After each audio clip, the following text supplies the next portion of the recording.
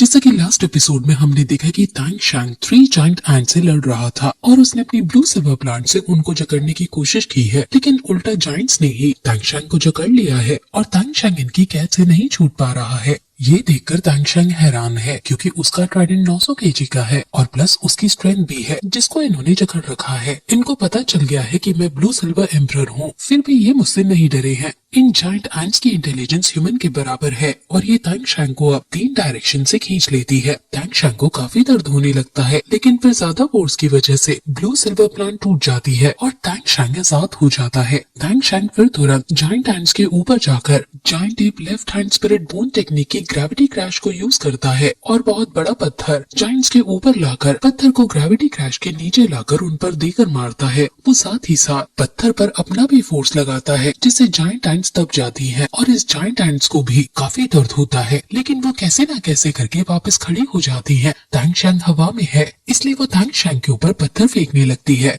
कई सारे पत्थर चट्टानें तांग शैंग के ऊपर आकर गिरने लगती हैं और जमीन भी पूरे तरीके से शेक कर रही है। तांग शैंग भागकर इन पत्थरों से बचने की कोशिश करता है और जो पत्थर आसमान से ऊपर आ रहे हैं उनको वो अपने ट्राइडेंट से काट रहा है। तांग शैंग को काफी मुसीबत का सामना करना पड़ रहा है क्योंकि साथ ही साथ उसे एंट से भी डॉज करना पड़ रहा है और उसको काफी पसीने आने लगते हैं। तांग शैंग उड़कर वहाँ से डॉज करने की कोशिश करता है, लेकिन एंट्स के पास भी पंख है इसलिए वो भी उड़कर तांग शैंग के पीछे है। तांग शैंग को इनके साथ डील करना बहुत ज्यादा मुश्किल पड़ रहा है। अब तांग शैंग तक वो एंट्स पहुँचने ही वाली थी कि तभी एक चट्टान तांग शैंग के पीछे आ जाती है और इन एंट से टकरा जाती है जिससे तांग शैंग बाल बाल बचता है। तांग शैंग पत्थरों पर पैर रखकर ऊपर तक जाने की कोशिश करता है ताकि उसको एक अपर हैंड मिल सके, लेकिन नीचे खड़ी एंट्स अब तांग शैंग पर पेड़ और पत्थर फेंकने लगती हैं। तांग शैंग के ऊपर जाकर उस पर चढ़कर अपनी 4 स्पिरिट टेक्निक जिसका नाम ब्लू सिल्वर थॉर्न फॉर्मेशन है उसका यूज करता है और वहाँ ब्लॉकेज क्रिएट करके पत्थरों को रोकता है, लेकिन जायंट एंट्स एम्परर की स्ट्रेंथ बहुत ज्यादा है जिस वजह से पत्थर रुकने का नाम ही नहीं ले रहे हैं और वो तांग शैंग की ब्लॉकेज को भी तोड़ रहे हैं। इसलिए तांग शैंग को फिर से फिजिकली उनसे डॉज करना पड़ता है और अब वो जेमिनिक left leg spirit bone technique जिसका नाम व्हेल टाइगर टीथ है उसका यूज करता है और सभी पत्थरों को अपना यह अटैक देकर मारता है जिससे पत्थर चकनाचूर होकर नीचे गिरते जाते हैं। लेकिन तभी पीछे से एक एंट तांग शैंग पर हमला कर देती है और तांग शैंग समझ जाता है कि पत्थर मारना तो इनकी बस एक चाल थी, इनका प्लान ये स्नीक अटैक करना था।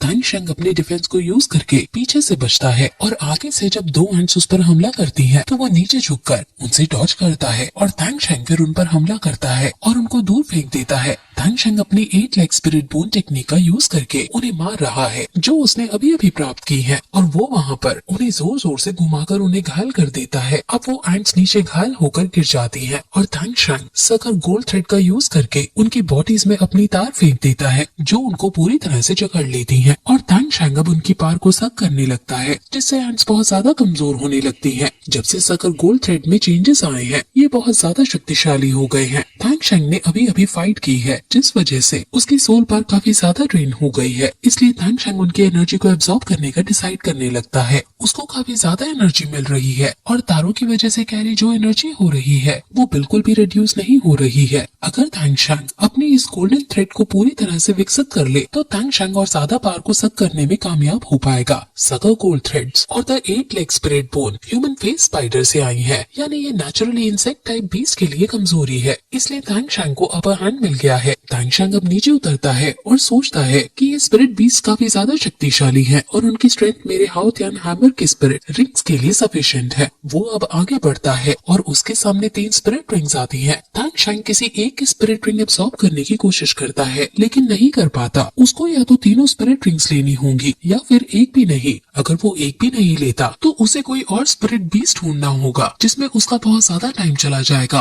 और अगर वो तीनों स्पिरिट रिंग को एक साथ एब्सॉर्ब करता है तो ये बहुत रिस्क वाला काम है। अभी तक किसी भी स्पिरिट मास्टर ने 3 स्पिरिट रिंग एक साथ ऐड नहीं की है, लेकिन तांग शैंग के पास और टाइम भी नहीं है कि वो 50,000 साल से पुराने बीस्ट को ढूंढ सके और उसे हरा सके, इसलिए यही तांग शैंग के हैमर के लिए बेस्ट चॉइस है। इसलिए वो मेडिटेट करने बैठ जाता है और इन तीनों स्पिरिट रिंग्स को एक साथ एब्सॉर्ब करने लगता है। अब वो याद करता है कि जब वो छोटा था तब ग्रैंड मास्टर ने पूछा था कि क्या तुम्हें गार्डियन स्पिरिट्स के बारे में पता है, जिस पर तांग शैंग बताता है कि गार्डियन स्पिरिट्स हमारी बॉडी का पार्ट होती है। मैंने हमेशा फील किया है कि मेरी गार्डियन स्पिरिट मेरे बहुत क्लोज है, हम कोई जुड़वा ही हो। ग्रैंड मास्टर कहते हैं कि मैं आश्चर्यचकित हूँ कि तुम इस उम्र में ही ये सब सोच पा रहे हो। हमारी बॉडी और हमारी गार्डियन स्पिरिट एक मायने में ट्विंस ही होती है। गार्डियन स्पिरिट को कल्टीवेट करना बॉडी पर ध्यान लगाते हुए तो ये चीज दोनों को ही ग्रो करती है। तांग शैंग अपने स्पिरिचुअल रियलम में पहुंच जाता है और वहाँ जो दिक्कत उसे 3 स्पिरिट रिंग एब्सॉर्ब करने में हो रही है वो फिजिकली महसूस कर पा रहा है। उसके सामने कई सारे चक्रा यानी राउंड ब्लेड्स उस पर हमला कर रही हैं और तांग शैंग ज़ुआन दुआन मूव से उनसे बचने की कोशिश करता है, लेकिन उसकी ये ट्रिक यहाँ काम नहीं आती और उसको चक्रा से चोट लग जाती है। तांग शैंग फिर याद करता है कि बचपन में उसने पूछा था कि अगर हमारी गार्डियन स्पिरिट हमारी बॉडी ट्विन ही होती है तो क्यों हम थिंक कर पाते हैं और क्यों हमारी गार्डियन स्पिरिट नहीं कर पाती। ग्रैंड मास्टर कहते हैं कि गार्डियन स्पिरिट के पास खुद की सोल होती है, सिर्फ हम ही उसे फील नहीं कर पाते। अगर किसी दिन तुम अपने ट्विन गार्डियन स्पिरिट के हार्ट को समझ पाए, उसको प्रूव कर पाए अपने एक्शन से, तो तुम उसके असली ब्रदर बन सकते हो। तांग शैंग पूछता है कि मुझे क्या करना चाहिए उसको प्रूव करने के लिए, तो ग्रैंड मास्टर कहते हैं कि मैं तुम्हें इसका आंसर नहीं दे सकता हूँ। इस दुनिया में ऐसा कोई भी महान आदमी नहीं जो तुम्हें इसका आंसर दे सके। तुम्हें ये खुद ही पता करना होगा और स्पिरिट मास्टर बनने की जर्नी भी बहुत लंबी है। तुम्हें हर एक पहाड़ पर चढ़कर अगले बड़े पहाड़ पर चढ़ने के बारे में सोचना होगा। तुम पहाड़ों के बीच में कभी आराम नहीं कर सकते। तांग शैंग समझ गया था और अब वो मोटिवेट होकर मेडिटेशन पर ध्यान लगाता है और फिर ये एपिसोड यही खत्म हो जाता है।